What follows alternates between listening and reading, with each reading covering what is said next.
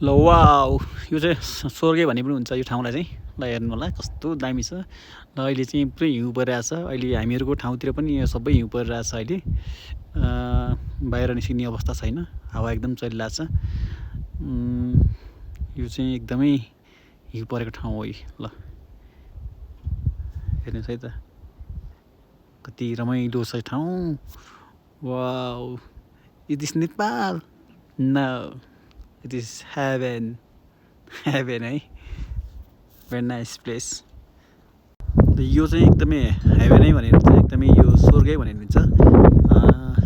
यहाँबाट म मलाई देखाउँछु नेपालको सबैभन्दा खतरनाक विमानस्थल कहाँ छ भनेर देखाउँछु। अहिले एकछिन नेपालमा हुन्छ नेपालमा एकछिन यहाँ हिउँ परिरहेको एकदमै देखाउँछु। हाम्रो यतातिर चाहिँ अहिले ठ्याक्कै हिउँ पर्न अलिक कम भएको छ, त्यही भएर मैले बाहिर देखाइरहेको छु।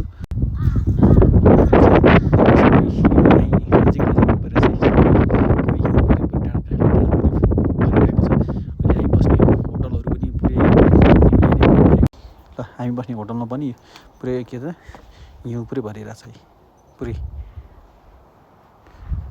टक। ए कडे कडे कति छ कति कति कति कति गहिरो छ यसले एकदम हिउँ छ पुरै।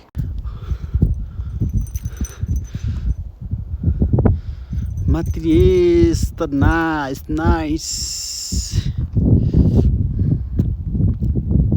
मेरो नाक पनि रातो रातो भइसक्यो चिसोले गर्दाखेरि चाहिँ। अब हामी यो बसेको होटलबाट चाहिँ हामी अब यो हिउँले गर्दा चाहिँ अब हाम्रो फ्लाइट पनि बन्द भएको छ।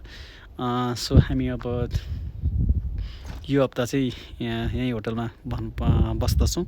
यो होटल चाहिँ एकदम महँगो छ। यहाँनिर चाहिँ अब एउटा रुममा चाहिँ खाएर बस्यो, खाना चाहिँ खानी अब बस्ने हो। अनि त्यो टोटल चाहिँ लगभग 8,000 रुपियाँ जस्तो। काठमाडौँतिर चाहिँ 5 स्टार बसे जस्तो लाग्छ यो चाहिँ। सो यो केही समय लागि यस्तो यो हिमालहरू घुम्नु चाहिँ एकदम मजा लाग्छ होइन। तर अलिक धेरै समयपछि चाहिँ फेरि साँच्चै यो बस्न चाहिँ यहाँको जनताहरू कसरी बसिरहेछन्, कसरी यहाँको यो वातावरणलाई अकोमोडाइज गरिरहेछन् भने चाहिँ एकदम सोच्ने बाध्य हुन्छ है। हेर्नु त म 2 दिन बस्दाखेरि नाक यस्तो भइसकेको छ मेरो। हेर सुन्दरी ठन्डी महिना जाडो छ, ए रातो नगाला चौरी परेछ टङ टङ। बिस्तारै अब साँझ पर्न लाग्यो। अब घाम त लगभग अलिक तलै गइसक्यो। अहिले चाहिँ 4:50 गइसकेको छ। अब घाम चाहिँ अब देखिएको छैन, तर त्यो माथि माथि हिउँ परिरहेको छ।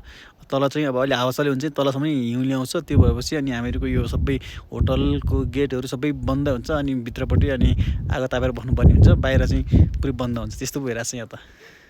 जतै नहुने